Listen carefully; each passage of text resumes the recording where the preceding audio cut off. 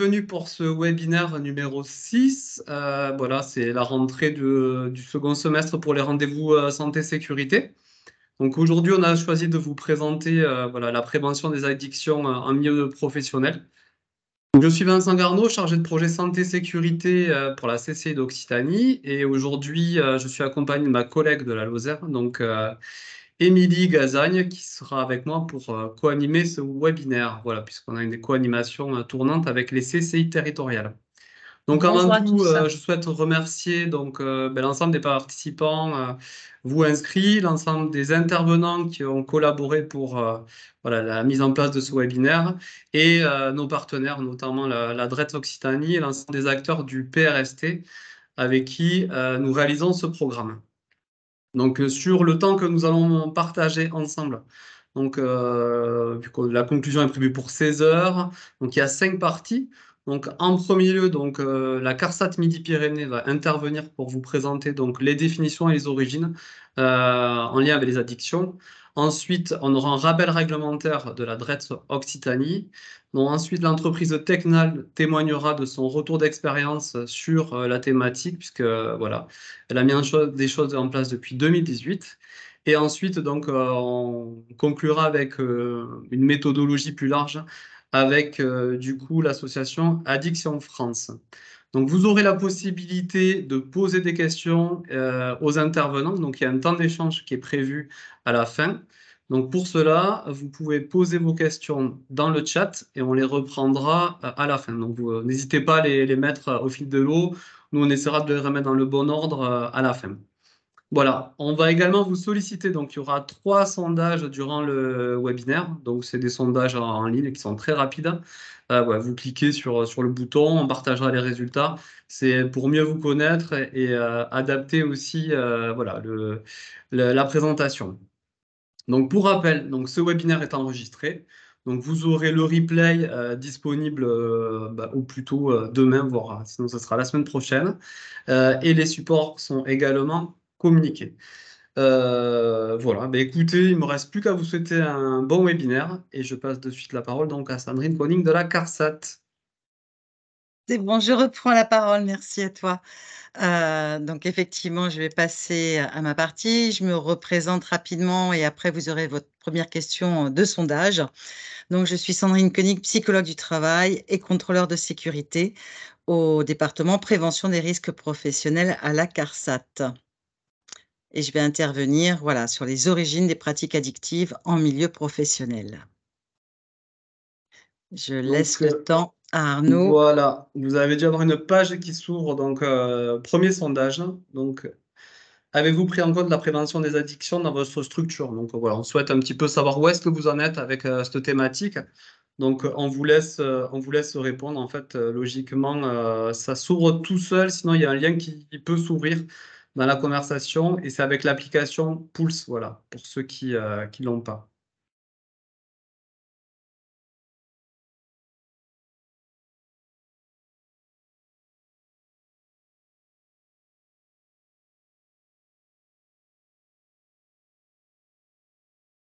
Ok, donc je vois que vous êtes encore en train de répondre.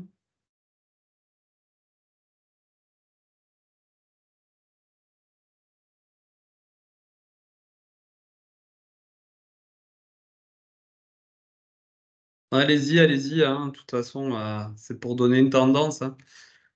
Je vois tout le monde n'a pas encore répondu. Les derniers, du coup, on vous laisse encore quelques petites secondes avant de partager les résultats. Donc, Sandrine, est-ce que tu as la vision du coup des résultats, toi, en direct ou Alors,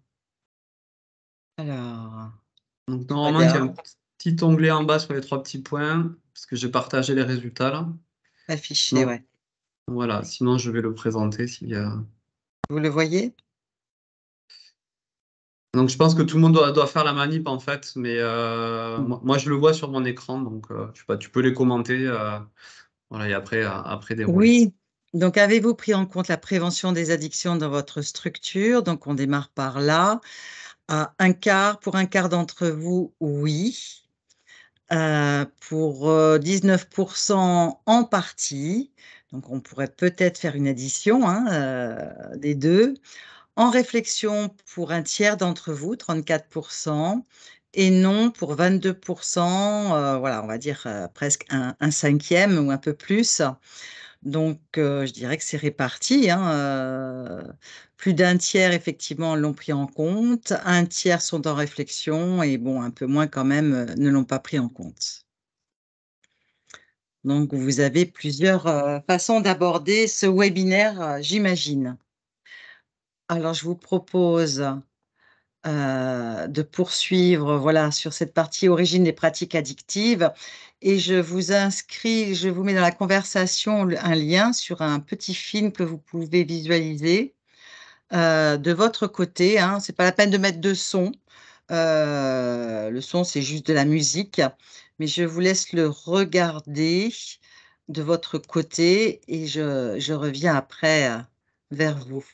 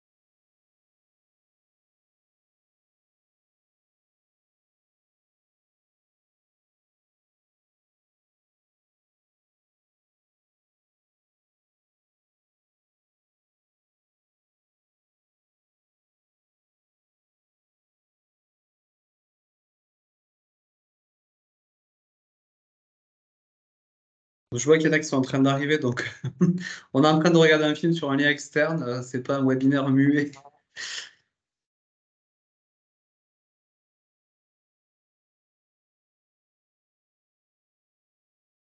Oui, de mon côté, je passe le film, comme ça je reprends dans 30 secondes.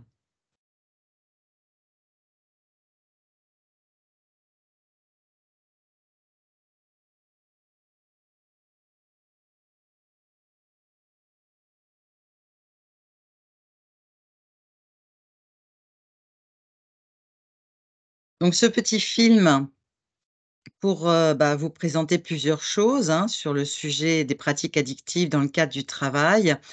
Si le travail a été longtemps considéré comme facteur de protection des conduites addictives, aujourd'hui, il ne semble plus préserver de ces conduites ou on n'accepte plus ces conduites dans le cadre, du travail.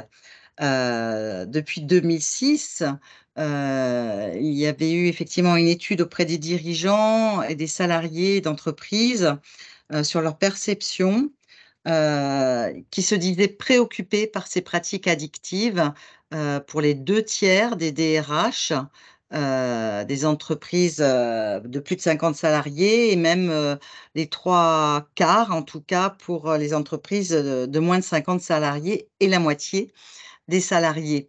Donc effectivement, une préoccupation depuis quelques années déjà. Donc de quoi parle-t-on? Et le film, voilà, vous donne quelques éléments déjà. On peut parler de conduite addictive, de pratiques addictives, d'usage de produits notamment, de consommation également de produits. En même temps, il y a effectivement les questions de substances psychoactives avec l'alcool, les médicaments psychotropes et les drogues. La question des médicaments aussi est à prendre en compte. Une étude en Espagne, en fait, indique, une étude réalisée, par l'Union professionnelle des femmes de ménage, que 70 des femmes de ménage en Espagne prennent effectivement des médicaments pour soulager leur douleur, au niveau physique. Il y a aussi des boissons énergisantes qui sont prises, dans certains secteurs d'activité. Donc il y a effectivement différents produits, il n'y a pas que les drogues. Voilà. Il y a également l'usage des technologies d'information et de communication, que ce soit le téléphone, les mails, les réseaux sociaux, les applications collaboratives dans le travail avec le télétravail aussi, où ça s'est développé ces dernières années. Et ça fait partie de l'organisation du travail et on sait qu'on peut développer des pratiques addictives sur ces technologies-là. Enfin, le 3e groupe, hein, de pratiques addictives, sont hors produits et hors, nouvelles technologies, qui n'est plus trop nouvelle aujourd'hui d'ailleurs. On parle des pratiques liées au travail, hein, le workaholisme, et on en parle de temps en temps. En tout cas, ça concerne certaines personnes.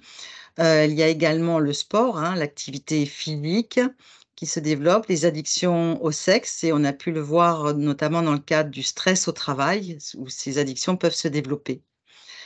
Donc tout ça pour vous indiquer qu'on parle de l'ensemble de ces pratiques, substances psychoactives et comportements.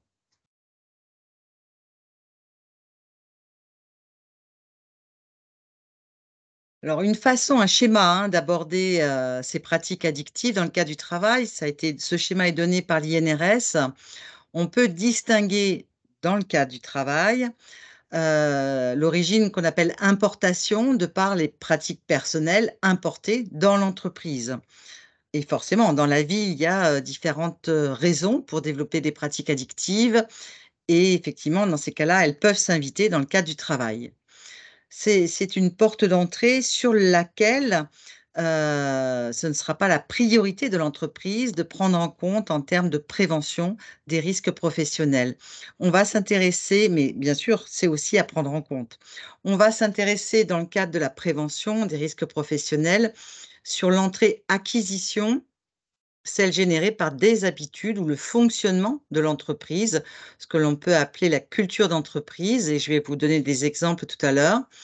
Et l'autre versant, c'est l'origine d'adaptation qui est pour tenir face aux contraintes du travail. C'est-à-dire que l'on prend des produits ou que l'on développe, des pratiques, comportementales, en fait, pour tenir face au travail.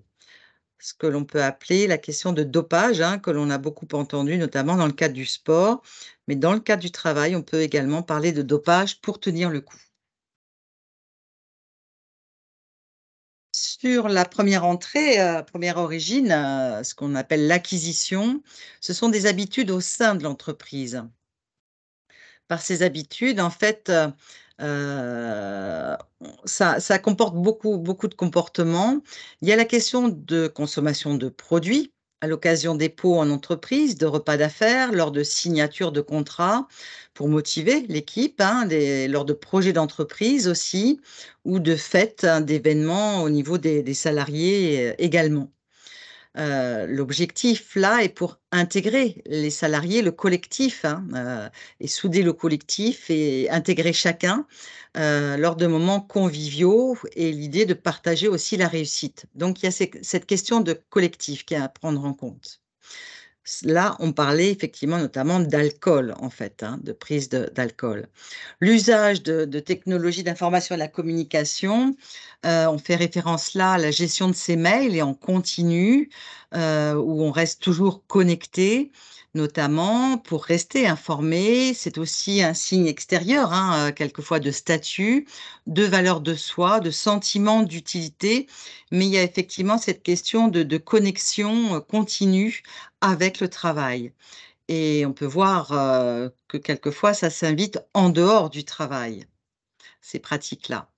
Et là, on a une recherche effectivement faite par l'Europe sur le numérique et la sécurité et santé au travail. Il y a un certain nombre de données que vous pouvez regarder là-dessus. Après, il y a d'autres pratiques encadrées dans le cadre du travail. Ça peut être rester tard au bureau ou emporter du travail chez soi.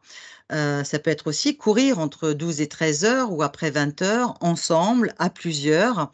L'activité physique est importante. Quand on parle de pratique addictive, c'est quand on n'en peut plus s'en passer et que ça devient nécessaire dans le cadre quotidien. Ces autres pratiques peuvent être quelquefois pour mesurer sa performance sportive, sexuelle aussi, montrer son bien-être, montrer une belle image de soi. En tout cas, ce sont des possibles en termes de fonction. Là, on était donc sur la question d'acquisition. Vous avez l'exemple donné en chiffres, hein, 70% des cadres, effectivement, se connectent en dehors du temps de travail, donc notamment pendant leur congé, avec les mails, les informations de l'entreprise, donc du travail. La dernière origine à laquelle je m'intéresse, enfin on va s'intéresser, c'est, et là je reprends des éléments donnés par Marc Loriol, qui est sociologue et qui était intervenu dans le cadre d'un colloque.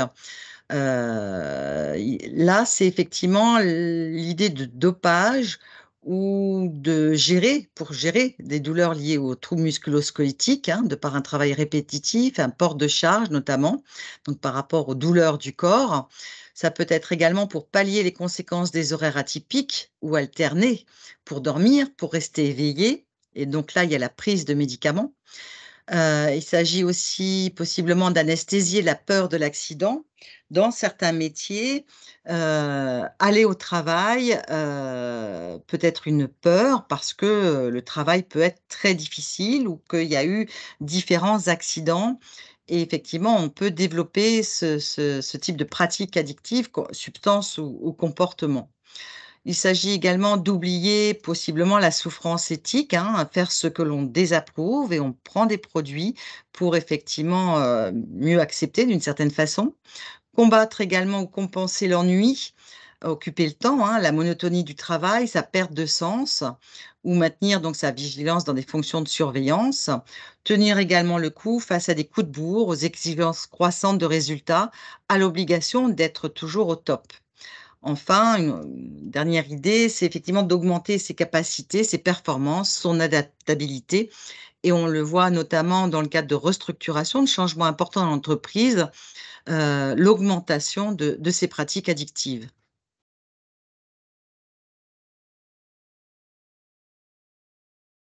Donc pour finir, sur ces questions d'origine de pratiques addictives, sur ce schéma qui avait été travaillé, hein, dans le cadre d'un ancien plan régional santé au travail. L'idée est de se poser les bonnes questions. Si souvent on se concentre sur la question des pratiques addictives et ce qui peut être vu dans l'entreprise, où là, on se pose la question de comment limiter l'aggravation des risques professionnels. Si la personne utilise un engin, prend sa voiture, ou fait un certain travail, l'interrogation des entreprises est sur cette aggravation des risques professionnels. Nous proposons, nous, d'aller plus loin au niveau des causes possibles en lien avec le travail, selon ce que l'on vient de dire, et de se poser la question en quoi le travail peut entretenir ou développer des pratiques addictives. Et c'est rechercher, dans ce cadre, ce qui concerne l'organisation, les modes de relations de travail, les conditions de travail, d'interroger la question des risques professionnels et des pratiques, des fonctionnements au sein de l'entreprise. Je vais m'arrêter là et passer la main à Christian Mampouya. Merci Sandrine pour cette partie introductive. Bonjour à tous, Christian Mampouya, je suis ingénieur de prévention à la DRET Occitanie. Et donc, dans mon intervention, il serait question d'aborder rapidement la réglementation applicable dans le cadre de la prévention des conduites addictives. Mais avant, nous avons prévu un petit sondage pour faire un état des lieux de l'intégration du risque lié aux pratiques addictives dans le document unique d'évaluation des risques. Ça nous permettra d'avoir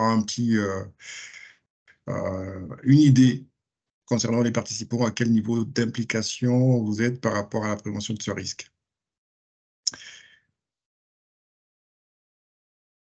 Donc en fait, je m'aperçois qu'une partie d'entre vous avait déjà répondu à cette question, puisqu'elle était dans la page 2 du premier sondage. Vous êtes allé un peu vite. Donc c'est pas grave, ça laissera l'opportunité à ceux qui n'avaient pas répondu, parce que je vois que tout le monde n'avait pas répondu, de compléter en fait. Donc voilà. Donc on se pose la question de savoir est-ce que vous avez intégré le risque addiction dans votre document unique. Donc voilà, oui, non, en cours, s'il vous plaît.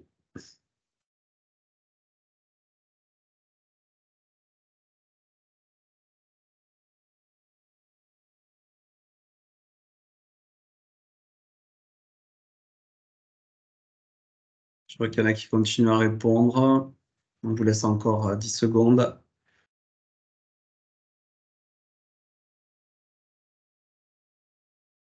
Logiquement, les résultats sont partagés. Est-ce que tu les vois de ton côté, Christian? C'est bon? Non, Non? Bon, mais non. du coup, je les commente, hein. Donc, sur vos réponses, du coup, donc, vous êtes à peu près 20% à avoir intégré ce risque-là dans votre DU, 40% à avoir entamé la démarche, et du coup 40% à ne pas avoir intégré donc, le risque addiction dans votre document unique. Voilà, merci pour vos réponses. Donc, visiblement, si on arrondit, on est à 50-50 à peu près hein, en termes d'intégration. Donc, ça montre bien que c'est un risque qui est quand même un peu complexe, hein, pas facile à appréhender. Eh bien, dans le cadre de mon intervention, on essaiera de déblayer, de voir un peu ce qu'il en est au niveau des dispositions réglementaires. Mais avant tout, vous allez me permettre d'évacuer rapidement deux articles du Code du travail hein, que j'ai mis dans les commentaires. Le premier article, le R48-28-20, concerne au fait l'interdiction de consommer dans le lieu professionnel des boissons autres que du vin, de la bière, du cidre et du poiré. Voilà pour le premier article. Ensuite, pour le deuxième article, le R42-28-21, c'est essentiellement l'interdiction de laisser entrer ou séjourner dans les lieux de travail des personnes en état d'ivresse. Donc, avec ces deux articles, on a, pour prévenir les conduites addictives, pas d'autres dispositions spécifiques. Et donc, la prévention des pratiques addictives en milieu professionnel va s'inscrire dans le cadre des obligations générales de prévention que je vais vous livrer de suite. Et donc, s'agissant de l'obligation générale de prévention, il est bien entendu fait obligation à l'employeur de prévenir la santé physique et mentale des travailleurs. Et donc, cela passe par la mise en place d'un certain nombre de mesures. Tout d'abord, il est question de mettre en place des actions de prévention, y compris des facteurs de risque professionnel mentionnés au titre de la pénibilité au travail, des actions d'information et de formation, c'est le deuxième point, qui est quand même pas négligeable. Et dernier point, c'est la mise en place d'une organisation et des moyens adaptés. Lors de la présentation de son ligne conique, présentation précédente, il a été rappelé l'importance de l'organisation des conditions de travail. Donc, du coup, par rapport à ce qui est attendu ici, il est clairement indiqué que l'employeur doit mettre en place une organisation des moyens adaptés dans le but de prévenir tout risque professionnel, y compris les risques liés aux pratiques addictives. Et donc, on parle également de l'amélioration des situations existantes par rapport à cet article-là. Et donc, tout ça converge à la prévention générale des risques professionnels en entreprise. Et donc, la mise en place des mesures de prévention se fonde sur les principes généraux de prévention que vous connaissez tous, hein. Il s'agit bien entendu d'éviter les risques, mais également de combattre le risque à la source, d'adapter le travail à l'homme, pas l'inverse, de travailler à la conception des postes de travail, de travailler au bon choix des équipements de travail, mais aussi aux méthodes de travail et de production. Il est également fait état de tenir compte de l'évolution de la technique lorsqu'on fait des conceptions de lieux de travail ou des achats des équipements de travail. Il est également demandé par rapport aux principes généraux de prévention de planifier la prévention. Voilà. Et on planifie la prévention en tenant compte de la technique, de l'organisation du travail, des conditions de travail et des relations sociales et de l'influence des facteurs ambiants. Dernier point par rapport au principe généraux de prévention, il est clairement indiqué de donner des instructions appropriées aux travailleurs. Donc ça, c'est bien à l'employeur de donner des instructions appropriées aux travailleurs. Alors, s'agissant de la prévention des pratiques addictives, clairement, comme tous les autres risques, pour prévenir les pratiques addictives en milieu professionnel, il faut faire référence aux 3 types de prévention, c'est-à-dire la prévention primaire. Dans le cas de la prévention primaire, il s'agit bien entendu de mettre en place une démarche collective. Je vais m'expliquer tout à l'heure. La prévention secondaire et tertiaire porte plutôt sur une gestion individuelle. C'est une prévention qui porte essentiellement sur une prise en charge individuelle. Je reviens sur ces 3 types de prévention tout à l'heure. Et je rappelle également sur l'approche, c'est de tenir aussi compte des 3 familles de prévention, de 3 familles concernant les mécanismes de surveillance des pratiques addictives en milieu professionnel. Ça a été présenté tout à l'heure par Sandrine Koenig, c'est-à-dire l'adaptation, l'acquisition et l'importation. Alors, s'agissant de la prévention primaire, c'est une démarche collective qui va permettre de mettre en place un certain nombre d'éléments. Tout d'abord, on va commencer par analyser le travail pour évaluer justement les facteurs déterminants tels que les tensions physiques, les tensions psychiques, les charges mentales, la pénibilité au travail, la précarité professionnelle, mais également les pratiques socioculturelles au niveau de l'entreprise.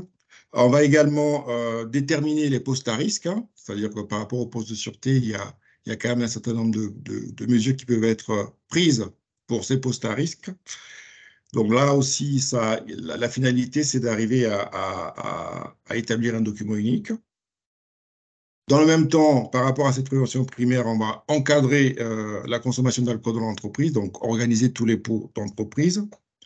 On va également prévoir des actions d'information et de formation indispensables pour sensibiliser, informer les salariés de ce risque-là. Et in fine, à la fin, on va concevoir une boîte à outils. Alors, qu'est-ce qu'on entend par boîte à outils? La boîte à outils, c'est juste un ensemble de documents, de fiches, qui vont permettre derrière de bien prendre en compte le risque lié aux pratiques addictives, et notamment les situations individuelles. Donc, dans la boîte à outils, on va retrouver le document unique d'évaluation de risque, le règlement intérieur ou les notes de service pour les entreprises de moins de 50. On va avoir des éléments sur le dépistage éventuel. On va avoir des fiches ou des procédures sur les conduites à tenir en cas de comportement inapproprié des travailleurs qui présentent des comportements altérés ou inhabituels. On va également avoir ce qu'on appelle une fiche de constat qui va permettre de prendre en compte des situations soit aiguës, soit chroniques, ou des situations récurrentes de comportements inappropriés. Et cette fiche de constat va être utilisée ultérieurement pour la relation avec les services de prévention de santé au travail. On peut également, in fine, former les managers, l'encadrement et les managers de proximité à conduire des entretiens face aux salariés qui ont des comportements inappropriés ou pour la prise en charge des situations individuelles. Voilà pour la prévention primaire. Alors, la prévention secondaire, ce n'est que la mise en pratique de la boîte à outils, c'est-à-dire que dans le cas de la prévention secondaire, on va avoir à faire face à un travailleur qui présente un comportement inapproprié. Et donc, si on n'a pas réfléchi en amont à ce qu'il faut mettre en place, aux documents, aux procédures et fiches qu'on peut mobiliser par rapport à cette situation qui se présente, mais on est un peu mal, permettez-moi l'expression. Et donc, la prévention secondaire, c'est vraiment pour gérer des comportements inappropriés, des comportements inhabituels, suite à des consommations, bien entendu. Et le dernier point, c'est la prévention tertiaire. Là, c'est plutôt la gestion des salariés ayant une addiction. Et donc, c'est l'activation du trinôme employeur, médecin du travail ou service de prévention et de santé au travail et les structures de soins. Donc, c'est vraiment accompagner, prendre en charge le salarié et l'accompagner vers le soin. Voilà, donc avec les acteurs qui gravitent autour du soin comme partenaires extérieurs. Voilà, donc on ne peut pas effectivement prévenir le risque lié aux pratiques addictives sans passer par ces différents types de prévention. J'ai bien rappelé que les préventions secondaires et tertiaires étaient bien une gestion individuelle du risque et que la prévention primaire s'inscrivait, elle, par contre, dans le cadre d'une démarche collective. Alors, pour le document unique, effectivement, je vous renvoie vers le décret du 18 mars 2022 qui précise un certain nombre d'éléments. Ce décret du 18 mars 2022 va préciser les conditions d'élaboration du document unique. Il va également donner les informations sur les conditions d'accès et de conservation du document unique. Donc, je vous invite à le relire, le décret. Je ne rentrerai pas dans le détail. Élément important également par rapport à ce décret va nous permettre d'avoir des précisions en matière d'élaboration du plan d'action. Et donc, pour les entreprises de plus de 50, il est prévu de concevoir, d'établir ce qu'on appelle le PAPRI Pacte, le programme annuel de prévention des risques professionnels et d'amélioration des conditions de travail pour les entreprises d'au moins 50 salariés. Et pour les entreprises de moins de 50, il est prévu, le décret précise l'établissement d'une liste des mesures de prévention. Donc ça, c'est aussi des éléments que vous devrez intégrer dans le cadre de la prise en charge des risques liés aux pratiques addictives dans l'entreprise. Et donc, par rapport aux actions du PRST 4, vous avez la possibilité de télécharger un outil d'évaluation des risques professionnels liés aux pratiques addictives. Cet outil-là est conçu à travers deux entrées, une entrée TMS, une entrée RPS. Donc, vous verrez que c'est très détaillé. Et donc, si vous avez des questions par rapport à l'utilisation de cet outil, sur le site internet du PRST, il y a des contacts avec des personnes qui sont référentes par rapport à l'utilisation de cet outil d'évaluation. Donc, n'hésitez pas à les contacter pour avoir plus d'informations, pour être accompagné, aiguillé sur un certain nombre de points en lien avec l'utilisation de l'outil. Alors, le document unique était, bien entendu, est une obligation qui est comme l'employeur. Mais l'employeur n'est pas seul pour justement répondre à cette obligation-là. Il est bien entendu fait obligation à l'employeur de désigner au sein de l'entreprise des personnes référentes en santé et sécurité au travail, une ou deux personnes référentes, à une ou plusieurs personnes référentes selon la taille de l'entreprise.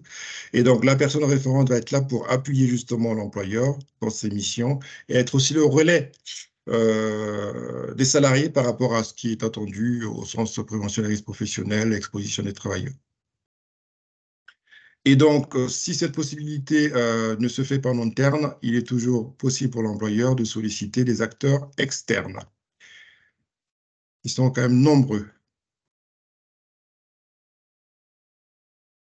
Et par rapport aux acteurs externes, vous avez bien entendu la CARSAT, Midi-Pyrénées, donc les CARSAT, les MSA, les mutualités sociales et agricoles. Vous avez les services de prévention et de santé au travail avec un pôle prévention qui est assez riche avec des IPRP, des psychologues du travail. Vous avez également le médecin du travail qui pilote, qui coordonne toutes les activités du pôle prévention. Il est également possible de solliciter les chargés de mission de l'ANACT. Donc, au niveau Occitanie, c'est plutôt la RACT. Et donc, dans cette agence-là, vous avez la possibilité de vous faire accompagner sur la thématique. Il y a également l'OPPBTP qui peut également intervenir pour accompagner les entreprises du bâtiment, mais aussi tous les IPRP qui interviennent au niveau de la région et du national. Je reviens en arrière, permettez-moi, il y a eu quelques erreurs de disposition par rapport aux diapositives. Alors, au niveau de l'entreprise, on a parlé de mettre en place lors de la prévention primaire une boîte à outils. Et donc, le règlement intérieur en fait partie d'une note de service pour les moins de 50. Et donc, dans le règlement intérieur, le règlement intérieur va donner des instructions en matière de santé et sécurité. Dans le règlement intérieur, on va également trouver des règles générales et permanentes relatives à la discipline, notamment la nature et l'échelle des sanctions que peuvent prendre l'employeur. Deux éléments essentiels par rapport au règlement intérieur. Le règlement intérieur se fonde sur deux principes. Il y a le principe de proportionnalité et de justification, concernant notamment les droits des personnes et les libertés individuelles. Il y a également le principe de transparence. Deux principes importants pour l'établissement du règlement intérieur, qui est établi par l'employeur, bien entendu, mais qui est validé collectivement au sein de l'entreprise. Il y a également une obligation qui est faite au niveau des travailleurs, qui est de prendre soin de leur propre sécurité et de celle des autres. mais également de respecter les instructions qui sont données par l'employeur. Je passe rapidement parce qu'on parle beaucoup, très souvent des obligations qui incombent à l'employeur. Les travailleurs ont aussi des obligations, notamment par rapport au respect du règlement intérieur. Alors, pour finir, je voulais évoquer le Club Expert qui existe en Occitanie depuis le premier trimestre 2023. L'idée ici, c'est de réunir les entreprises qui s'engagent dans la démarche de prévention des pratiques addictives au sein d'un club, Club Expert, qui va permettre au fait aux entreprises d'être accompagnées et de bénéficier des outils nécessaires à la prise en charge de ce risque. Et lors de l'accompagnement qui se passe à travers un club, il est possible pour ces entreprises-là d'interagir et d'échanger avec les pairs, c'est-à-dire les entreprises qui sont plus ou moins engagées dans la démarche. Et donc, c'est riche à ce niveau-là. Et donc, la personne à contacter pour justement intégrer le club expert, c'est Aurore Quabion, qui est chargée de mission à l'ANACT. Vous avez son adresse électronique en bas de la diapositive. Donc, je vous invite à contacter Aurore Quabion si vous souhaitez faire partie du club expert ou avoir des informations supplémentaires ou complémentaires par rapport à ce club. Vous avez également sur la diapositive un lien qui vous permet d'accéder et de connaître le dispositif expert, de quoi il en découle et quels sont les avantages et les inconvénients. Voilà pour ma partie. Je vais passer la main à Madame de Maria pour le témoignage d'entreprise. Merci. Merci beaucoup pour ce rappel réglementaire et le lien vers le club. Donc, vous recevrez les supports et donc vous avez tous les liens actifs qui fonctionneront dans le support. On vous laisse la main, Madame de Maria. Merci, bonjour à toutes et à tous. Donc, je suis Martine de Maria, je suis responsable ressources humaines au sein de l'entreprise Tecnal, basée à Toulouse. Et il y a un peu plus de 5 ans, donc j'ai eu l'opportunité de piloter et de travailler sur la prévention des addictions en milieu professionnel au sein de notre structure. Et donc, je vais vous présenter un peu la démarche, l'élément déclencheur et comment on a travaillé sur le sujet et également les acteurs qui nous ont accompagnés et appuyés. Donc, très rapidement, je vais vous présenter très rapidement l'entreprise Tecnal. Tecnal est une marque du groupe Hydro. Le groupe Hydro est une entreprise norvégienne, société de l'aluminium. On fait essentiellement de l'aluminium entièrement intégré. Donc, on va extraire de la bauxite, raffiner l'alumine et puis produire de l'énergie, de l'aluminium primaire pour ensuite extruder cet aluminium et produire toutes sortes de solutions en aluminium en lien, bien entendu, avec des solutions innovantes au service des usagers. Tecnal, donc c'est l'entreprise dans laquelle je suis, est une marque française avec un peu plus de 60 ans d'expérience. On est basé à Toulouse et l'on va produire des solutions d'aluminium, donc des façades, des fenêtres, des baies coulissantes, des portes, des vérandas en aluminium avec toujours un objectif en termes d'écologie de décarboner le secteur de la construction. Nos clients directs sont bien sûr les fabricants installateurs et nos clients indirects sont les particuliers qui souhaitent rénover, construire dans le neuf, les architectes, les investisseurs et les bureaux d'études. Notre site toulousain, on est un peu plus de 600 personnes sur le site.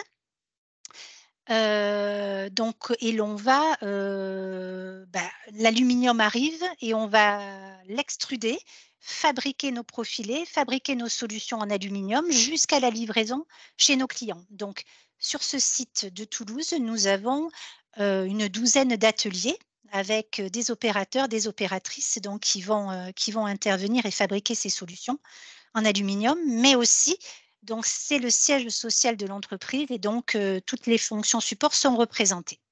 Et donc, j'ai travaillé en lien, on va le voir, avec les différents acteurs de ce site dont j'avais la charge. Alors, pourquoi on s'est penché il y a maintenant début 2018 sur la démarche, parce qu'on est un groupe industriel. La sécurité est vraiment dans l'ADN de notre groupe. C'est quelque chose de très important. Et pour autant, il y a eu un élément, on va dire, déclencheur, même si on avait la notion du risque des addictions au niveau des différents métiers. Pour autant, comme je vous le disais, on a eu en 2017 2 situations problématiques que l'on a rencontrées et pour lesquelles la prise en charge à la fois du salarié qui est arrivé sur son poste de travail avec un comportement inhabituel, des signes et des symptômes observables qui pouvaient nous faire penser à de l'alcoolisation. Certes, on a réagi face à la situation dangereuse immédiate, mais la prise en charge n'a pas été adéquate. C'est un sujet qui aujourd'hui est complexe. Enfin, pour nous, il était complexe et pour moi, il l'est toujours. Il est encore tabou dans l'entreprise. Il est important voilà, que la prise en charge, que les bonnes attitudes, les précautions à prendre soient prises quand on se trouve face à une situation instantanée. Donc, ça a été l'élément déclencheur. On a eu la volonté de notre direction qui a été clairement affichée de prendre à bras le corps cette difficulté. Également été très demandeur notre encadrement, les élus. Et l'on a donc créé un groupe de travail pluridisciplinaire avec de l'encadrement, la direction. Ça a été piloté par les ressources humaines. On s'est appuyé avec notre médecin du travail, auprès de notre médecin du travail. Et l'objectif a été de faire ce groupe de travail un état des lieux, de recenser les attentes des différents acteurs du groupe de pilotage pour être en mesure. Alors, bien sûr, au tout début, je vous l'ai dit, notre prise en charge n'était pas satisfaisante, donc c'était dans un premier temps de pouvoir gérer la situation. Et on va le voir, ce que l'on a mis en place par le règlement intérieur, la modification du document unique.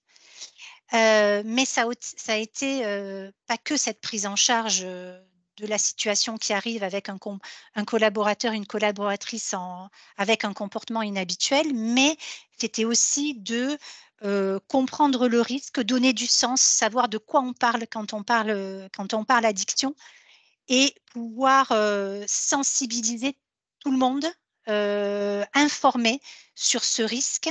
Et également, quand des cas avérés d'addiction pouvaient se présenter, rendre le sujet accessible et pouvoir répondre éventuellement aux appels à l'aide, soutenir et surtout orienter. C'est notre rôle en tant qu'entreprise puisqu'on a une obligation de résultat dans la santé et la sécurité de nos salariés et donc de pouvoir aussi orienter et s'appuyer sur le corps médical par rapport aux appels éventuellement à l'aide de nos collaborateurs et puis donner de l'information globale parce qu'on a également aussi un collaborateur, un salarié qui est en souffrance, c'est aussi des proches et donc pouvoir donner de l'information sur les institutions, les centres de soins qui sont disponibles et pour lesquels on peut pousser la porte et demander de l'aide.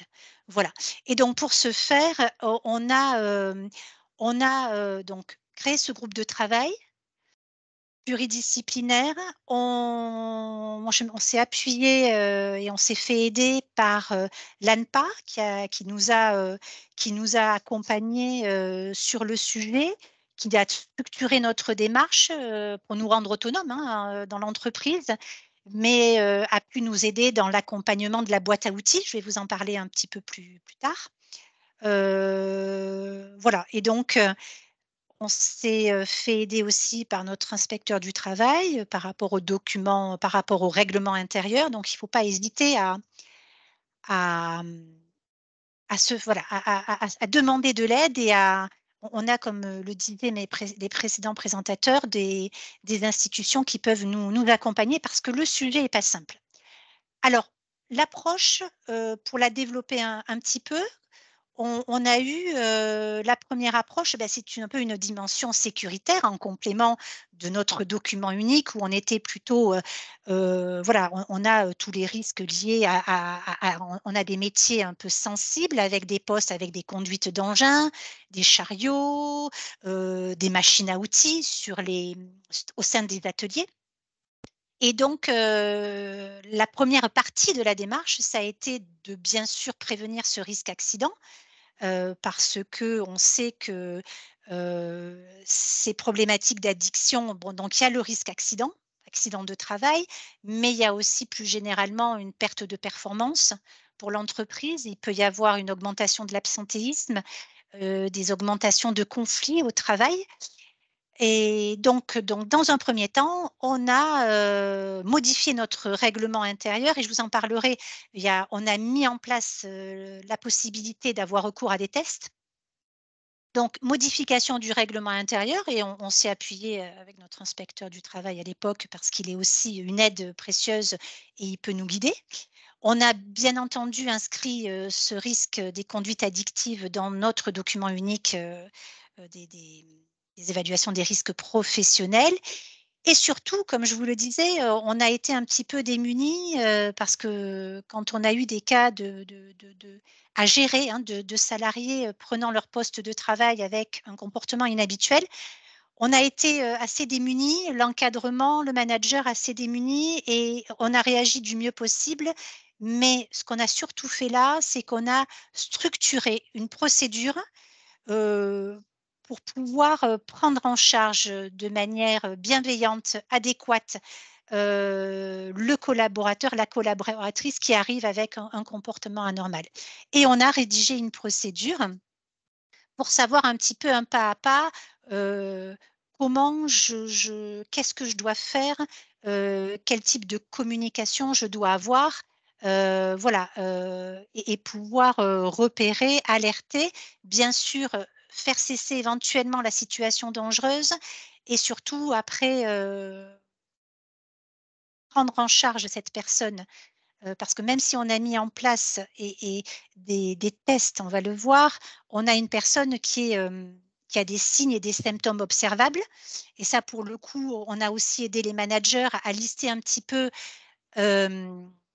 les critères de ces comportements anormaux, inhabituels, on va dire, difficulté d'élocution, désorientation, une agitation, éventuellement une haleine alcoolisée, et les guider et surtout ne pas perdre de vue qu'avant tout, c'est un collaborateur, une collaboratrice qui doit être prise en charge et dans notre démarche, on la développera peut-être un peu plus tard, mais on a toujours l'accompagnement. Alors, sur notre site toulousain, on a en journée une infirmière santé au travail, mais on a aussi des sauveteurs secouristes dans tous les ateliers. C'est une usine qui fonctionne 7 jours sur 7, 24 heures sur 24.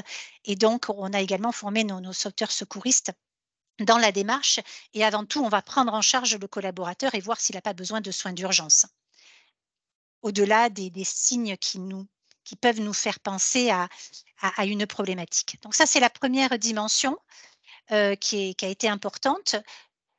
La seconde, ça a été de construire une politique de prévention et donc de communiquer largement sur ce que sont les conduites addictives en milieu professionnel.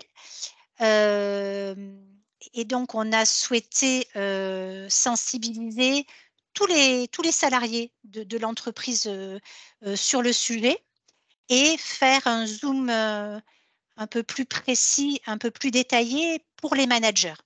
Parce qu'à un moment donné, le manager est aussi le garant de la santé, de la sécurité des salariés et qui se sentent à un moment donné, on voit des choses, on peut voir des attitudes, on peut voir des comportements, les collègues de travail aussi, et que d'être légitime et d'avoir le droit d'agir et d'être légitime d'agir en tant qu'employeur et de prendre en charge éventuellement la personne.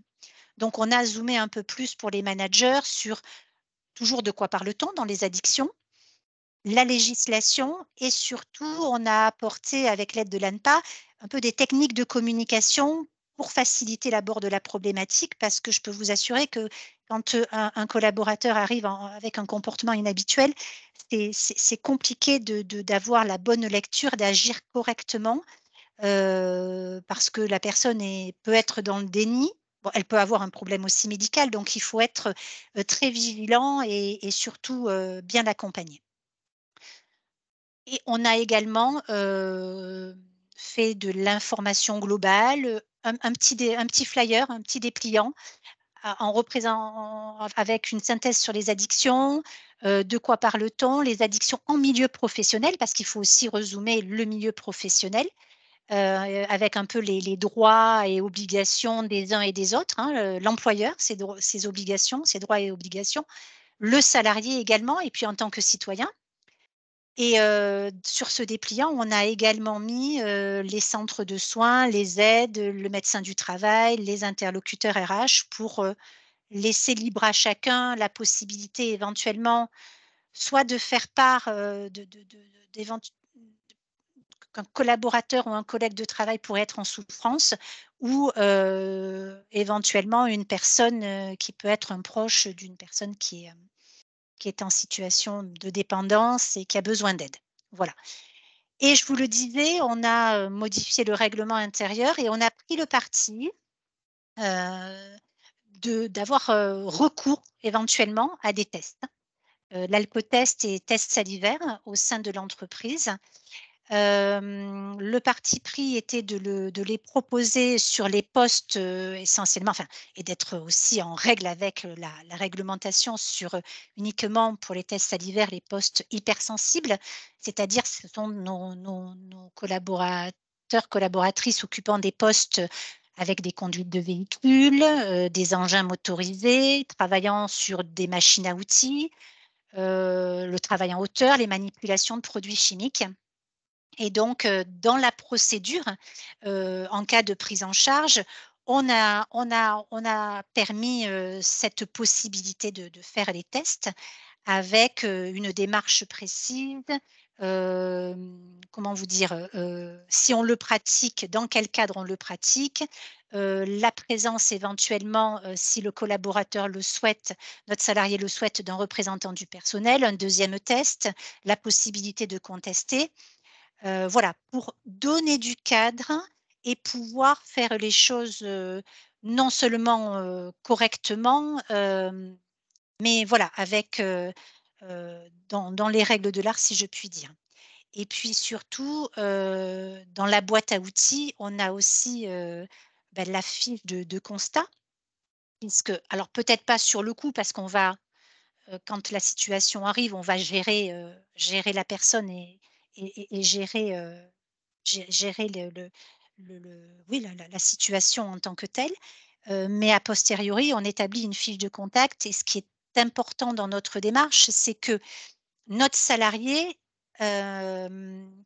peut-être que c'était, une seule fois, peut-être que ça faisait 2 fois qu'il se présentait. Alors je prends un exemple en état, en tout cas on a fait passer le test et le test s'est avéré positif. Et ce qui est important, c'est qu'on puisse accompagner cette personne et se tourner vers notre médecin du travail. Et c'est à quoi sert la fiche de constat? C'est déjà aussi, de poser les choses pour notre salarié, que bien souvent, personne est un peu dans le déni, et de poser les choses et en disant: «Voilà, voilà ce qui s'est passé. Bon, ça s'est passé. Ce que je souhaite, moi en tant qu'employeur, c'est que tu ailles voir notre médecin du travail, parler de cette situation, ce qui s'est passé. Je lui transmets cette fiche de constat et je souhaite que, tu puisses échanger avec notre médecin du travail sur la situation» et pouvoir orienter vers le corps médical, notre salarié, pour une prise en charge. Voilà. Voilà ce que je voulais vous présenter. Alors j'ai peut-être oublié des choses, mais c'est l'essentiel. Alors je vous l'ai dit, des situations insatisfaisantes dès 2017, on a mis à peu près 6-7 mois pour construire, la démarche, construire la boîte à outils, échanger avec les élus, hein, puisqu'on a fait ça également en lien avec le CSE. la CSSCT. Donc, tous les acteurs de l'entreprise étaient partie prenante. Il fallait également respecter la liberté de chacun et en même temps, en tant qu'employeur, assurer la santé et la sécurité de nos salariés. Donc, ce qu'on peut dire avec ce retour d'expérience, parce que ce n'est pas des situations qui arrivent tous les jours, et tant mieux. En revanche, bien entendu, depuis la mise en place de notre process et de notre fonctionnement, on a eu des cas à gérer. Et ce travail préalable, on a vraiment mieux géré la situation de crise qui était devant nous. On a pu accompagner de manière plus efficace notre salarié. Et les managers ont pu agir de manière plus structurée, avec une certaine légitimité, avec un peu des techniques de communication pour aborder la problématique et l'appui de la procédure, une justesse dans la prise en charge. Ça, c'est un premier point. Le fait de former tout le monde et tous les nouveaux arrivants sur cette thématique, je pense que ça a pu libérer la parole et on a pu avoir, sans avoir des personnes à des situations avec des comportements inhabituels, mais avoir des collègues de travail, des managers nous alertant en disant écoutez, voilà, je pense que mon collaborateur, ma collaboratrice est en souffrance, voilà, je ne sais pas comment m'y prendre. Et donc, soit prenez le relais, RH ou médecin du travail, et ils ont été en mesure d'orienter la personne. Donc, rendre le sujet moins tabou parce qu'il l'est malgré tout. Et donc, en parallèle, parce que on l'a vu, hein, on peut avoir des addictions qui sont personnelles et qui sont importées au travail, mais on a aussi le fonctionnement de l'entreprise, l'environnement de l'entreprise. Donc, au niveau de Tecnal, on a continué dans cette démarche-là de promouvoir un environnement de travail favorable à la santé. Donc, on a fait bien sûr des démarches complémentaires parce que c'est aussi en lien avec les différentes addictions sur les risques psychosociaux. On a régulièrement demandé entre collaborateurs et managers d'évoquer la charge de travail. On a, je l'ai dit, à la fois les fonctions support, mais à la fois dans les ateliers, régulièrement, chaque année, on fait des journées de santé-sécurité où on va aborder différentes thématiques parce qu'on a des salariés qui travaillent de nuit, en horaire atypique, et l'on va zoomer sur des thématiques telles que le sommeil, le cœur, et toujours en lien avec notre médecin du travail. En lien avec, on parlait de l'ARAC ou l'ANACT. En Occitanie, on a, parce qu'on est dans le métier de la métallurgie, on féminise nos ateliers, mais on a aussi souhaité parler d'un autre sujet qui n'est pas simple, le sexisme au travail. Et on a, de la même façon qu'on sensibilise nos salariés, c'est un sujet sur lequel on a mis sur la table et de parler du sujet. On évoquait aussi l'usage des mails. Alors, c'est plus sur les fonctions support ou les managers. Donc, on a beaucoup travaillé sur la déconnexion, le télétravail et parler aussi du stress au travail. On a, pour nos managers, fait des sensibilisations. Toujours, c'est l'équipe RH qui prend en charge souvent, qui pilote ce projet-là, de pouvoir aider les managers à repérer des salariés en souffrance. Voilà, qui peut aussi, donc, cet environnement de travail, ces conditions de travail, générer des addictions ou rendre d'un usage à de la dépendance. Voilà, j'espère que je n'ai pas été trop longue. Ce que je voulais vous présenter, voilà, la démarche au sein du groupe Tecnal, et on l'a démultipliée au niveau de nos autres usines en France. Merci pour votre attention. Merci pour ce retour d'expérience. Donc, j'ai eu un souci, moi, en interne. J'espère que ça n'a pas perturbé le webinaire. Ça a été transparent pour vous. Donc très bien. Écoutez, merci. En tout cas, c'est toujours intéressant d'avoir ces retours d'expérience et ça permet aux entreprises qui nous suivent de voir qu'elles ne sont pas seules et que d'autres ont essuyé des plâtres, si je peux dire ça comme ça, mais que c'est en faisant qu'on apprend. Et du coup, aujourd'hui, comme vous l'avez précisé, c'est beaucoup plus ancré dans les mœurs chez vous et vous avez structuré votre démarche. Donc, il y a eu quelques questions, on les a bien notées. Voilà, on y répondra à la fin. Du coup, François, est-ce que c'est OK pour la suite? Voilà, parfait.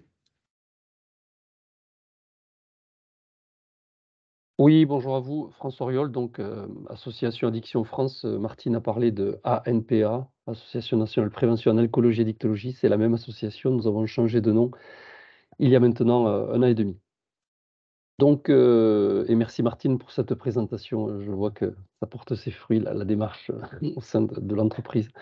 Donc François Auriol, je pilote un organisme de formation sur le site sud pour 5 régions sur la France.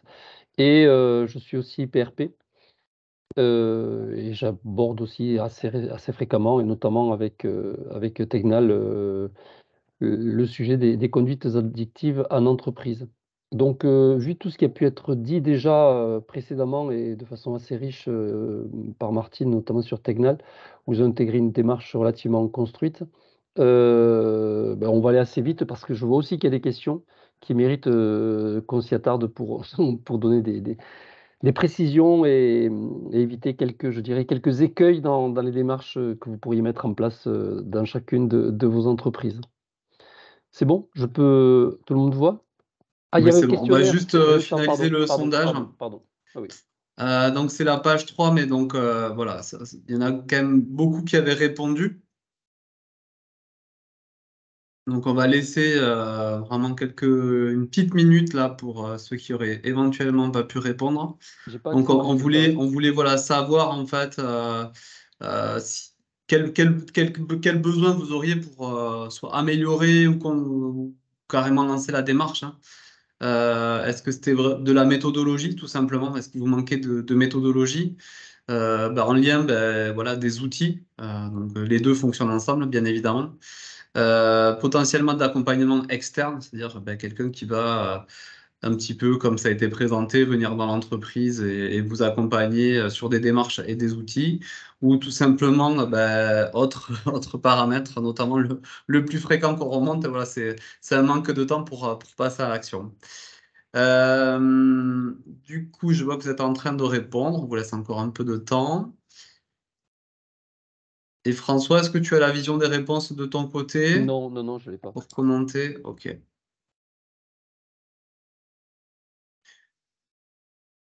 Donc, je vais le faire de mon côté. Je vois que bon, ça ne bouge plus. Donc, c'est bon. Donc, vous avez été 45% à répondre sur un besoin de méthode adaptée, 36% sur des outils spécifiques, 9% sur un accompagnement externe, pardon, et 11% sur autres critères, dont le manque de temps peut faire partie.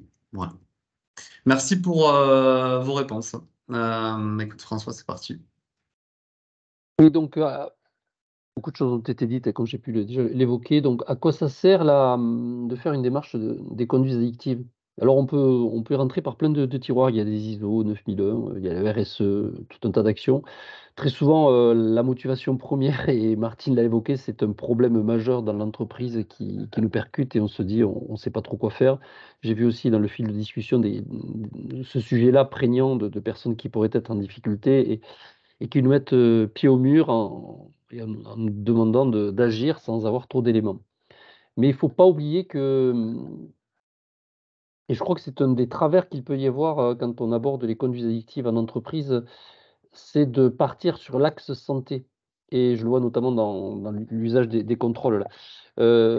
Il faut rester sur, le problème de la santé, du diagnostic comme j'ai pu le lire, c'est vraiment quelque chose qui concerne le médecin du travail. C'est pour ça d'ailleurs que vous avez un prestataire à côté de vous pour vous aider et évoquer cette partie-là, qui est la santé.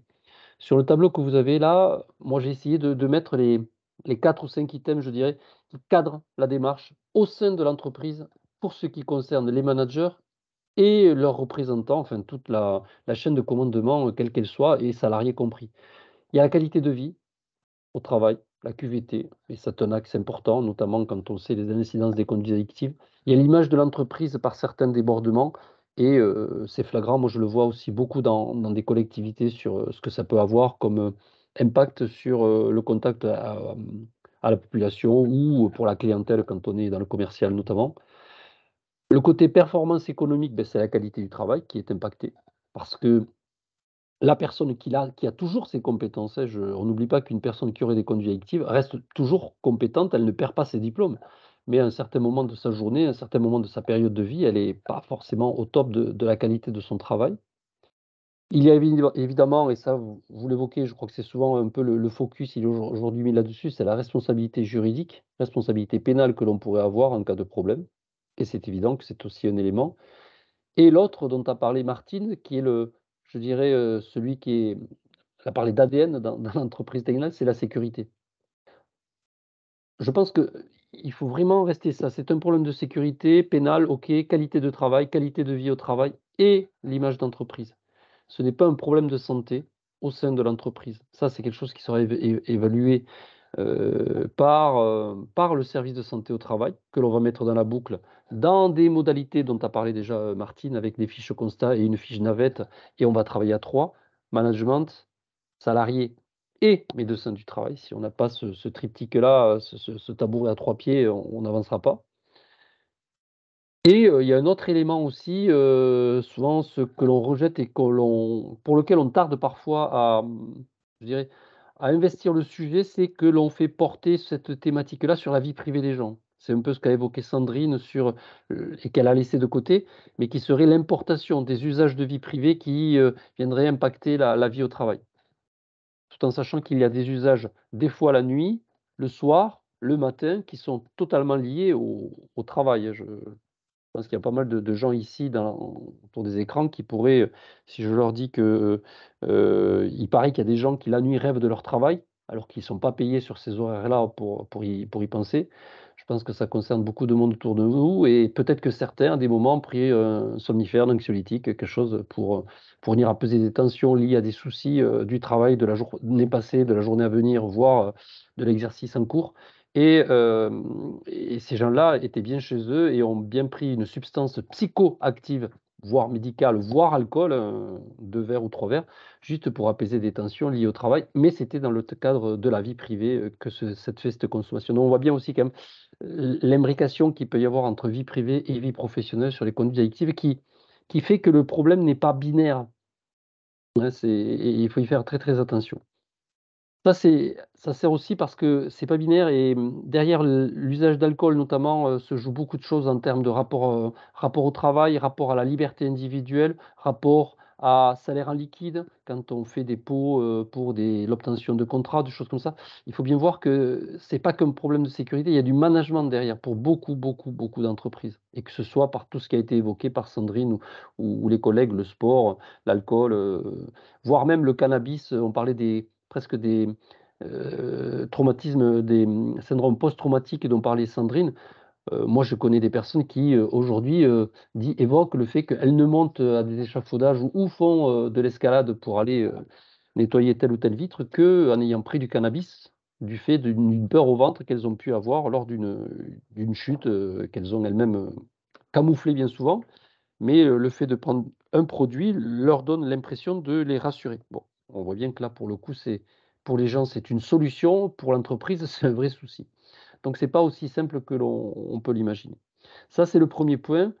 Le deuxième point, c'est que quand on est dans une démarche collective, et je ne vais pas m'attarder là-dessus parce que déjà Martine l'a présenté, vu qu'on a pu travailler ensemble, c'était donner du sens, accompagner chacun et disposer d'un cadre cohérent. Et ça a été dit avec d'autres mots, mais c'est à peu près ça. Et c'est vraiment aussi ça, cet équilibre à trouver dans tout le sens que l'on va donner, sensibiliser la direction, sensibiliser les managers, donner des clés de lecture, les outiller, donner des outils de management qu'ils puissent utiliser, donc une procédure, des fiches constat pour pouvoir aider à la prise de décision, éventuellement mettre des éthylotests, des tests salivaires.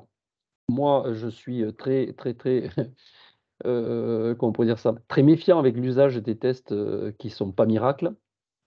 même si certains peuvent le laisser supposer.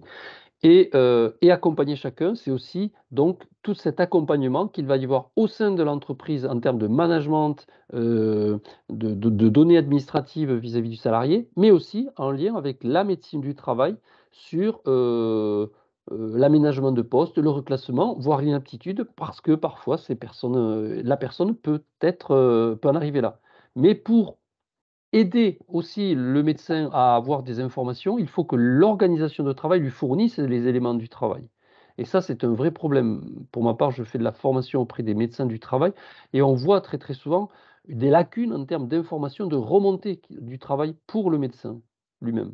Et la fiche constat dont parlait Martine est vraiment un outil qui est très, très utile pour pouvoir se positionner en tant que professionnel soignant. Et je finirai, alors là, c'est peut-être un peu théorique, mais si on veut pérenniser les choses comme c'est fait, là, peut-être, alors oui, il y a peut-être des entreprises qui disent: «Ouais, moi, je suis pas ca j'ai pas le temps de faire tout ça», soit, mais déjà, il faut qu'il y ait une volonté. Alors, il y a marqué CHSCT, excusez-moi, mais ce serait plutôt CSE, CSSCT aujourd'hui, mais c'est la volonté de la direction. Aborder, mettre dans la boucle le délégué du personnel ou les membres du CSE ou tous les partenaires sociaux qu'il peut y avoir dans l'organisation de travail. Essayer de travailler ensemble, le CE, pas l'oublier.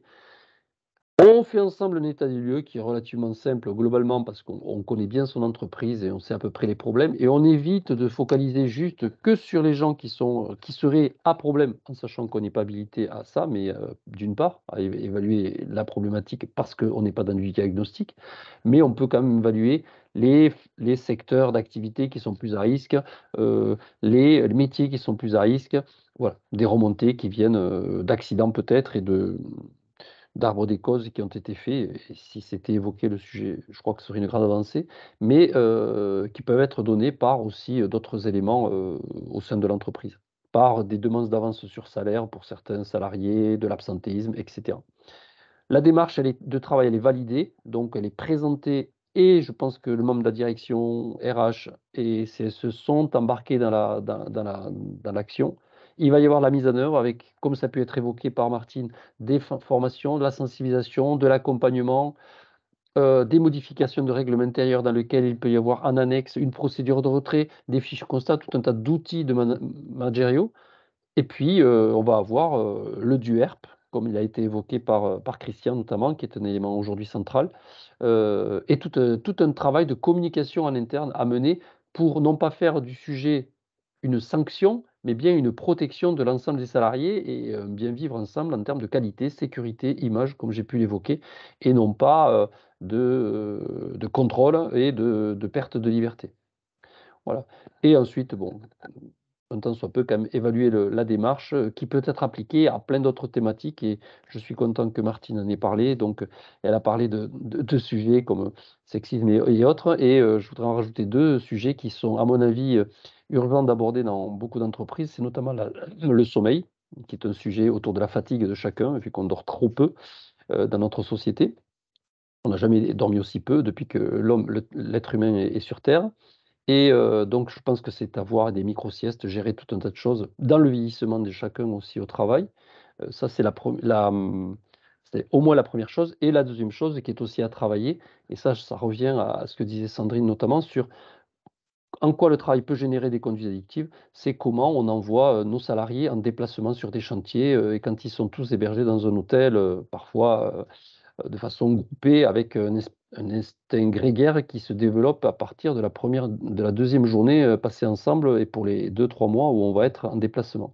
Et là, je crois qu'il y a aussi un gros travail de réflexion à mener parce que c'est l'organisation de travail qui met les gens en déplacement et parfois les managers eux-mêmes évoquent leurs grosses difficultés à gérer les équipes, sur les temps hors travail, mais qui vont avoir une incidence sur le temps de travail le lendemain matin.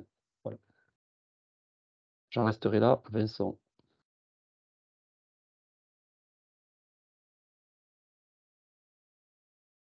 Oui, merci François du coup pour le complément sur tout ce qui est apport méthodologique et ces ouvertures ouais, qui sont étroitement liées à la thématique. Du coup, avant de passer aux questions, il y a juste un petit point agenda et ressources mobilisables.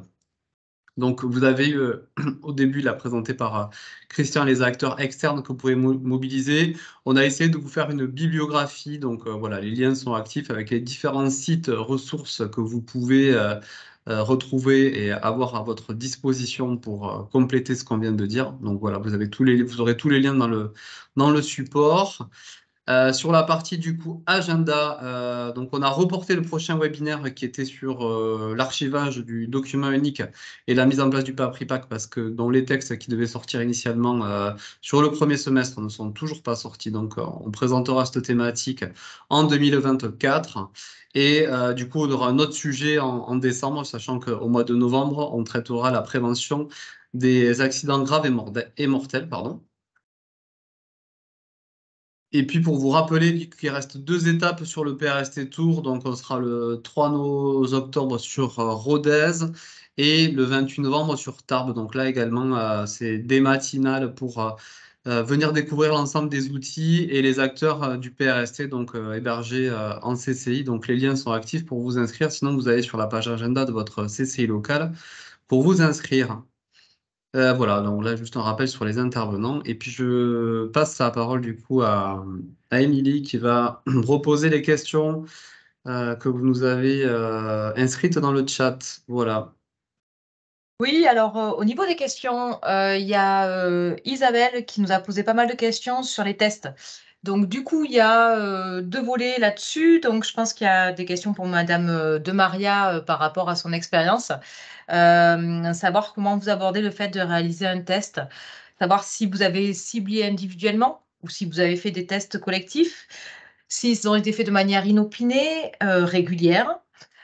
Voilà, donc faire un retour d'expérience par rapport à ça. Et Isabelle aussi avait une question donc plus réglementaire sur la prise de sang. Est-ce qu'elle est obligatoire ou pas pour lever la suspicion au niveau de l'employeur? Je vais peut-être juste répondre sur la première partie de la question. On a fait le choix au niveau de Tecnal de ne pas généraliser le test, de ne pas décider d'aller auprès d'un atelier et de faire tester tout le monde. Absolument pas. On n'a pas pris du tout ce parti-là. Le test va venir vraiment uniquement quand un salarié, une salariée arrive avec un comportement, prend son poste avec un comportement qui paraît inhabituel, avec des signes et des symptômes, et on va d'abord faire un entretien, ce qu'on appelle nous un peu un entretien de levée de doute, et on va éventuellement demander à la personne de faire un test, si essentiellement il y a des critères et des symptômes qui pourraient nous faire penser à éventuellement, on va dire, une alcoolisation. Voilà, mais on ne le fait que dans cette situation-là. C'est pas systématique et bien entendu, pour les tests salivaires, c'est uniquement pour les postes dits hypersensibles à risque. Et c'est vraiment une aide.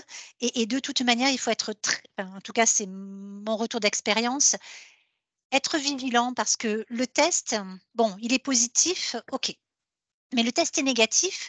D'abord, il peut être négatif, je pense au test salivaire, parce qu'il y a tellement de substances psychoactives, peut-être de synthèse, et le test ne l'a pas décelé. Et pour autant, de toute manière, il faut qu'on prenne en charge notre salarié via un SST ou via l'infirmière pour pouvoir voilà, avoir une bonne prise en charge et pas passer à côté.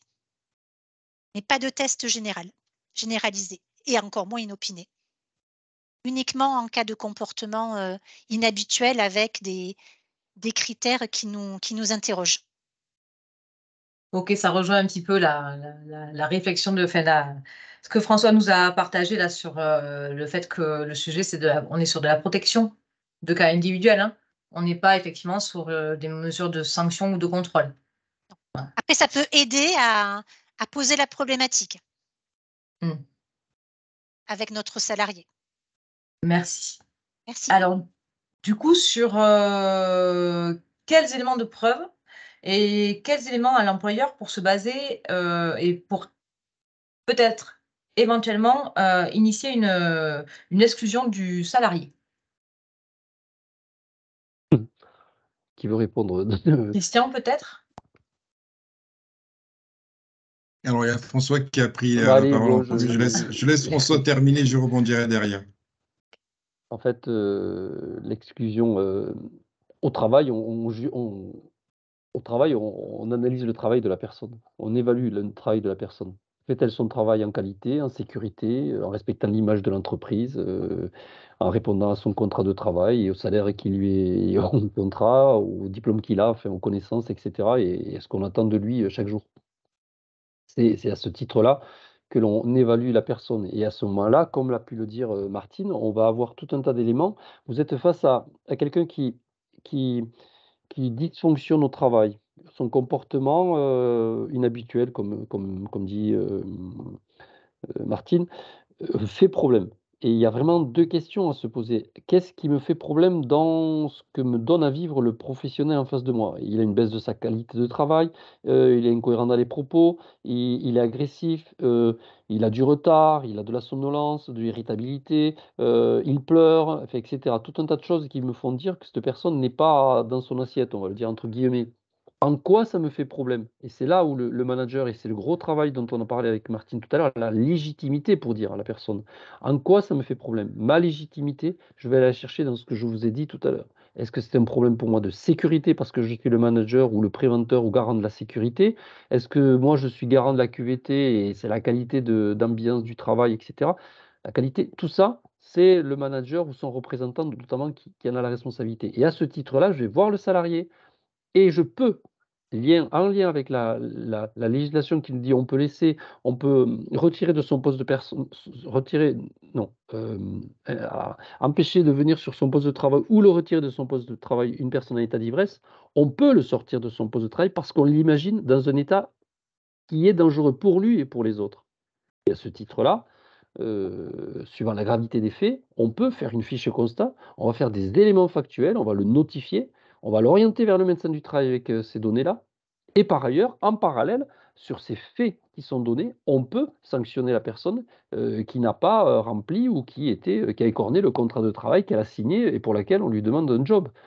Ça, c'est je dirais, c'est à la main du manager de assez classique sur, et il va, y voir des choses. Il peut ensuite étayer ces faits d'éléments complémentaires, mais je dirais qu'ils sont complémentaires. C'est celui de l'éthylotest, du test salivaire, avec toutes les modalités que ça demande, comme ça a pu être évoqué, précisément. Le droit de refuser, jusqu'à, refuser, 2 fois le test, et le résultat, positif et demander, à ce moment-là une prise de sang, voilà. Mais ces éléments-là ne sont pas suffisants pour licencier quelqu'un, hein. Ces éléments-là sont des éléments pour faire cesser une situation à risque. Ces éléments, il faudra les corréler à tout un tas de choses où on va ensuite aller voir si la personne il y a de la récurrence dans cette problématique-là, dans ce qui est cité ou pas. Et là, c'est bien à l'entreprise de prouver par des éléments et notamment les fiches constats sont aussi pour le management un outil. Il faut bien voir que c'est un outil pour faire bouger les lignes chez la personne et aider le médecin à se positionner, mais aussi pour le management, un moyen d'outiller son dossier en cas de désaccord et de fin d'histoire entre nous. Voilà ma réponse. Oui, François, là, tu as fait le tour de la question, hein. Je veux juste rajouter, par rapport au comportement inapproprié, on peut aussi avoir des salariés qui sont sous médicaments, hein. Donc, voilà. Justement, c'est lors de l'entretien qu'on peut justement s'assurer effectivement voilà, de ces éléments-là. Oui, tu as tout à fait raison, Christian. Juste posez-vous la question. Vous avez aujourd'hui, on a ça dans nos entreprises. Un salarié qui arrive et qui a fait 2 nuits blanches parce qu'il était sur les jeux en réseau. Cette personne qui arrive et qui n'a pas dormi depuis 2 nuits sera dans un état d'ivresse et une dangerosité similaire à une personne qui a plus d'1 gramme d'alcool dans le sang. Cette personne, vous faites quoi? Je pose aux managers qui sont ici présents s'ils ont comme seul outil pour réagir le test salivaire ou l'éthylotest. Si ce sont vos 2 seules armes, eh beh, je vais vous dire entre nous, restez dans votre bureau. Parce que là, vous allez vous planter sérieusement et Mm. vous ne pouvez pas le laisser à son poste de travail parce qu'il est dangereux pour lui et pour les autres. À ce moment-là, vous irez chercher des éléments factuels, vous allez étayer en prenant le travail et je crois que, me semble-t-il, c'est la meilleure façon d'être dans le management et de garder sa place de manager.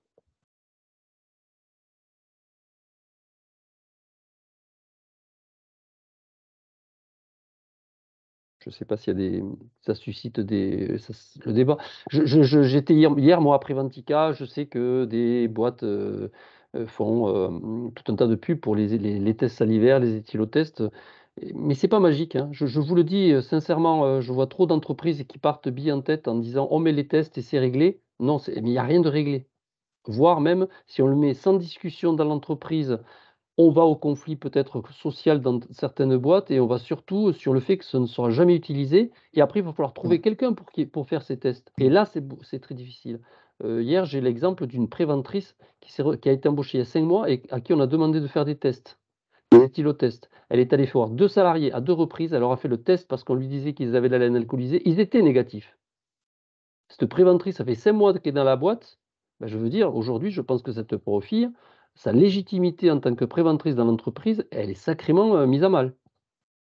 Et je trouve ça un peu hard d'utiliser une jeune préventrice comme ça pour faire un peu, entre guillemets, «le sale boulot», et qui en plus, pour le coup, l'envoie au casse-pipe.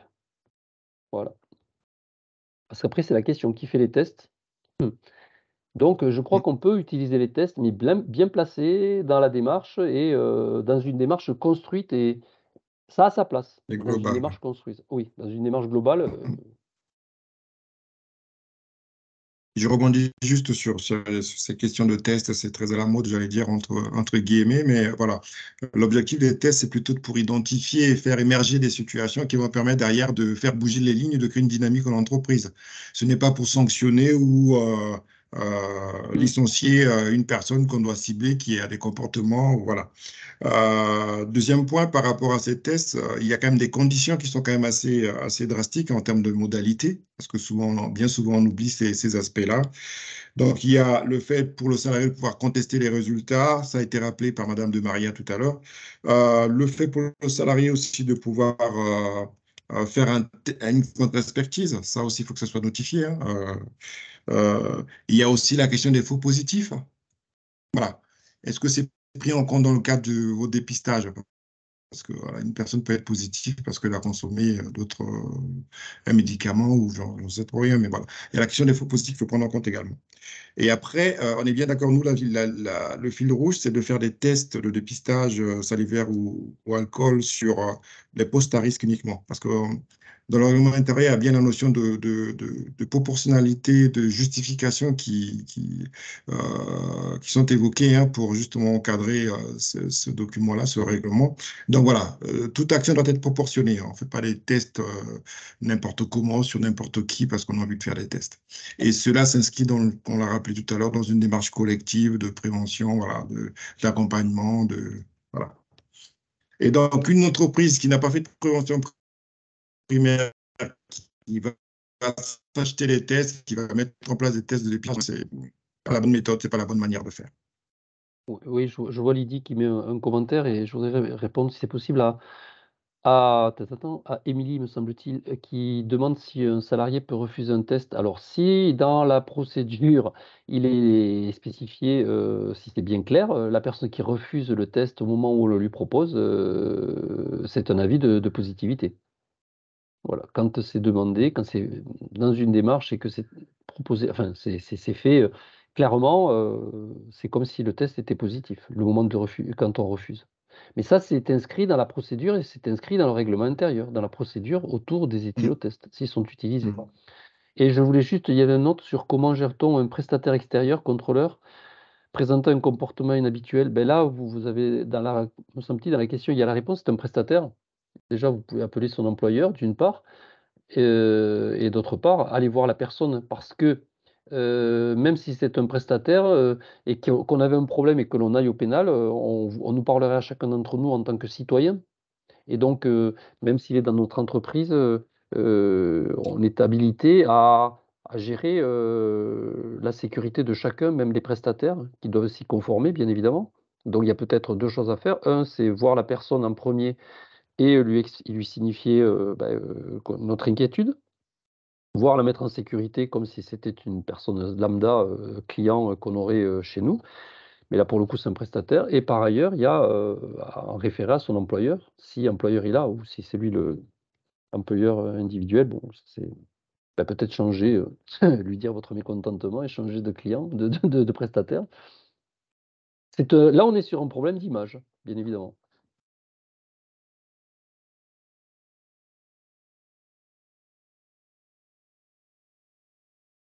Alors, je rebondis sur une nouvelle question, peut-être. Donc, il y a Lydie qui nous a demandé quels sont les éléments en fait, de preuve sur lesquels l'employeur peut se baser pour exclure un salarié supposé en état d'ivresse. Alors déjà, on n'exclut pas un salarié en état d'ivresse, hein. La première chose à faire, c'est de retirer cette personne de son poste de travail et de réfléchir à comment l'accompagner s'il faut à son domicile ou le laisser sevrer. Voilà. Et après, on a évoqué également la question des médicaments, parce qu'une personne peut avoir un comportement inapproprié suite à une consommation de médicaments, ça, il ne faut pas l'oublier. Et on a aussi rappelé qu'un comportement inapproprié ne donne pas droit à une exclusion ou à un licenciement. Voilà, ça s'inscrit dans une démarche qui passe par les entretiens, qui passe par peut-être un envoi au service de prévention de santé au travail, donc médecin du travail. Voilà, c'est une démarche plutôt qui s'inscrit dans une approche un peu graduée avec voilà, certaines persistances dans le temps. Voilà. On n'exclut pas une personne qui a un comportement inapproprié de facto parce que cette personne a présenté un comportement inapproprié. Mais également, tout ce comportement inapproprié doit être, le comportement inapproprié doit être mis en adéquation avec l'activité, le poste de travail du salarié.